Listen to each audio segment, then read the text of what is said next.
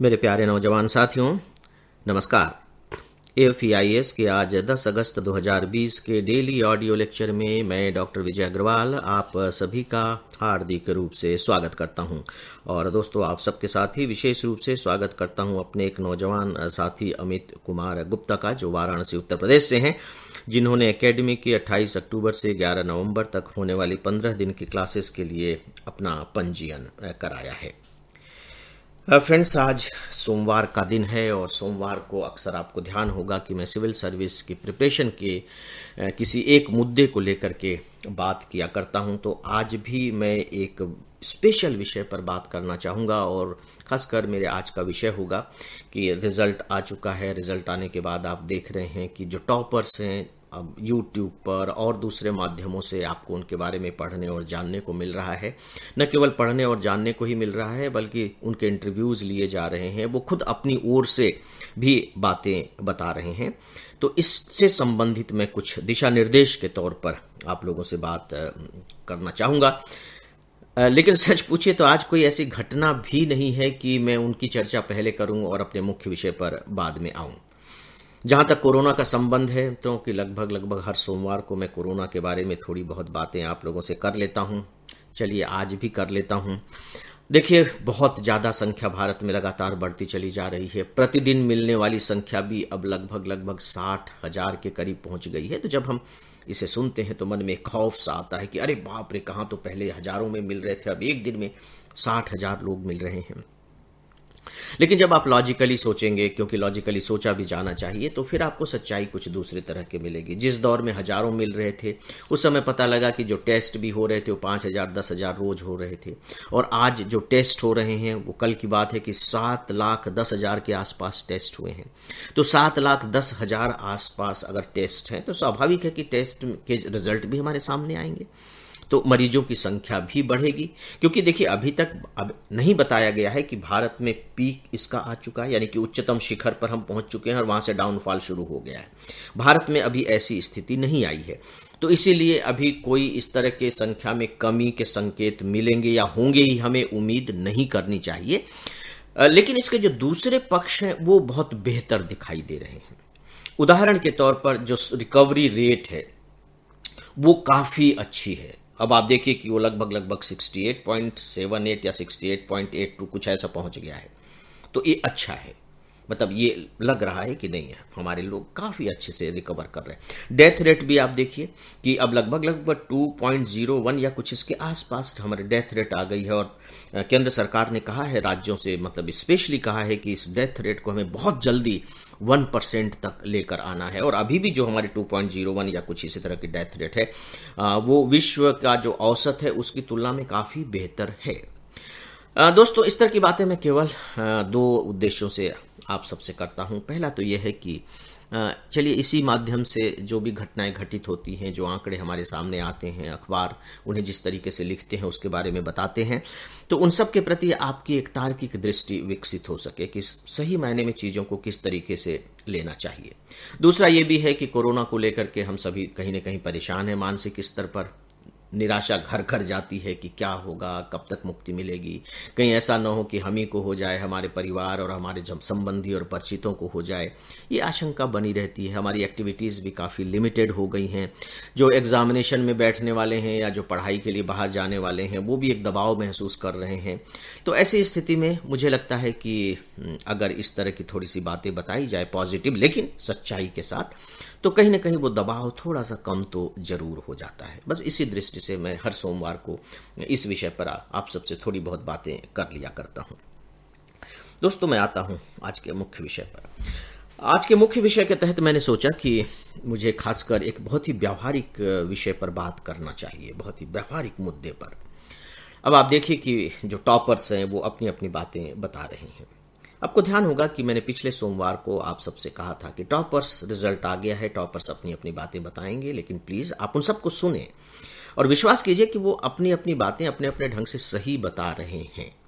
आप उसको हटा दीजिए कि वो किसी कोचिंग में पढ़े हैं या नहीं पढ़े हैं, क्योंकि सामान्यतः देखिए होता यह है कि अगर वो किसी कोचिंग इंस्टीट्यूट में जा करके बोल रहे हैं या किसी मैगजीन या अखबार के लिए इंटरव्यू दे रहे हैं तो उन पर एक नैतिक दबाव सा कुछ हो जाता है कि उस कोचिंग के बारे में कुछ बताएं या उसके साथ अपने किसी जुड़ाव की चर्चा करें, है ना। वो उनके अपने एक अलग आप यूं कह लीजिए कि मुद्दा होता है, उनकी अपनी एक अलग सोच होती है, आप उस हिस्से को छोड़ दीजिए।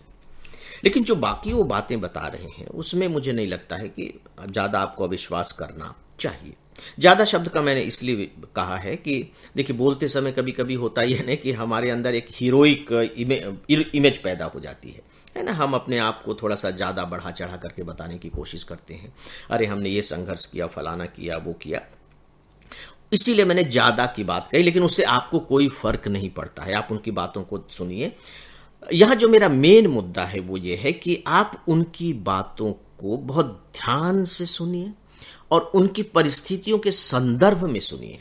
अगर आप एक दो वाक्यों को पकड़ करके ही अपने लिए उसे एक रास्ते का आधार बना लेंगे तो मुझे लगता है कि आप बहुत बड़ी गलती कर रहे हैं। जैसे उदाहरण के तौर पर मैं आपको दो टॉपर्स के इंटरव्यूज पर के आधार पर कुछ बातें बताने जा रहा हूं।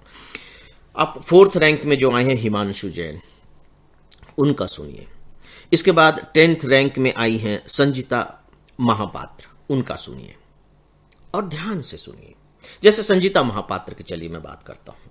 संजीता महापात्र ने यह कहा कि उन्होंने कोई कोचिंग नहीं की, कोई निर्देश नहीं लिया इस तरीके से, और वो अपनी तैयारी करती रही। हिमांशु जैन ने भी लगभग यही बात कही कि उन्होंने कहीं कोई कोचिंग नहीं की और अपने ढंग से वो तैयारी करते रहे। बिल्कुल वो सही कह रहे हैं, इसमें कोई गलत नहीं है। तो अब अगर ये दो टॉपर्स, आप सोचिए कि 4th रैंक और 10th रैंक में है, तो उन्होंने निर्देशन नहीं लिया, यानी कि कोई कोचिंग नहीं की हम ये कहें, लेकिन इतनी अच्छी रैंक लेकर के आए, तो क्या इसके आधार पर आपको यह निष्कर्ष निकाल लेना चाहिए कि नहीं कोचिंग की जरूरत नहीं है, या यूं कह लीजिए निर्देशन की जरूरत नहीं है, हम अपने दम पर निकाल सकते हैं क्योंकि हिमांशु ने ऐसा किया है और संजीता ने ऐसा किया है। बिल्कुल ऐसा किया है, प्रूव्ड है। लेकिन क्या हम सही मायने में इस निष्कर्ष को सही तरीके से निकाल पा रहे हैं? अब आप दोनों की बैकग्राउंड को जाइए और जो उन्होंने ये बात कही है उस बात के पीछे और दूसरी कौन सी ताकतें, उन्हें समझने की कोशिश कीजिए।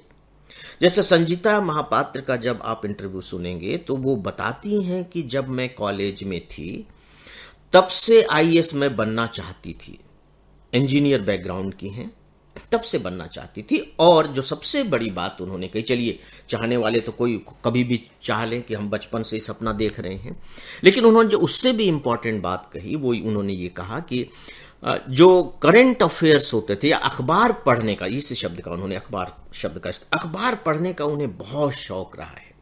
तो कॉलेज के टाइम से ही वो अखबार पढ़ने को बहुत तरजीह दिया करती थी। और इसके बाद उन्होंने बाकायदे भेल में नौकरी ज्वाइन की, वहां भी वो अपने इस आदत को बनाए उन्होंने रखा, बाकायदे उन्होंने बनाए रखा। और उन्होंने ये भी बाकायदे कहा कि एनसीईआरटी की किताबें वो जब कॉलेज में थी तब भी वो पढ़ती रहती थी। इस तरह की बातें उन्होंने कुछ कही हैं। तो अब आप देखिए कि भले ही फिर आप आखिरी में जब सुनते हैं तो फिर आपको सुनने को मिलता है कि उन्होंने फिर 1-1.5 साल पहले, अभी सिलेक्शन से 1-1.5 साल पहले उन्होंने नौकरी छोड़ दी और इसी की तैयारी वो करने लगी। अब आपको लगता है कि निर्देशन की जरूरत नहीं है, आपको ये भी लगता है कि नहीं सेलेक्ट होने के लिए नौकरी भी छोड़ देना चाहिए क्योंकि नौकरी रास्ते में बाधक बनती है, छोड़ छाड़ करके तैयारी करें हम तभी सेलेक्ट हो सकते हैं। लेकिन फिर आप उन्हीं के इस वाक्य को भूल जाते हैं कि इससे पहले यही संजीता स्टेट सिविल सर्विस में, अपने राज्य के उड़ीसा स्टेट सिविल सर्विस में बाकायदे 2nd रैंक पर आ चुकी हैं। यानी कि उनके हाथ में ऑलरेडी एक नौकरी है जो अच्छी खासी एडमिनिस्ट्रेटिव सर्विस में वो हैं। ठीक है, अभी वो आया नहीं होगा कॉल कि आप ज्वाइन करें, तो एक चूंकि वो बहुत ही सुरक्षित स्थिति में है, तो ऐसे में अगर वो सिविल सर्विस एक बड़े उद्देश्य के लिए नौकरी छोड़ भी रही है तो कोई रिस्क नहीं ले रही है। तो उनका ये जो स्टेप है वो पूरी तरह से रिस्कलेस स्टेप है। और उन्होंने फिर ये सोचा कि क्यों नहीं मैं पूरी तरह से इसी में जुट जाऊं, और उन्होंने ऐसा किया। इसके साथ ही साथ आप ये भी पाएंगे कि ये उनका पहला से दूसरा तीसरा अटेम्प्ट नहीं है, मुझे एग्जैक्ट तो देखिए ध्यान नहीं है, लेकिन शायद 3 अटेम्प्ट्स के बाद का ही अटेम्प्ट, ये 4th या 5th अटेम्प्ट उनका है। तो जब, और इसमें भी शुरू के जो दो एक अटेम्प्ट हैं उनमें तो शायद वो प्री भी क्वालिफाई नहीं कर पाई हैं। इसका मतलब है कि वो तैयारी कर रही हैं, इससे पहले भी तैयारी कर रही हैं।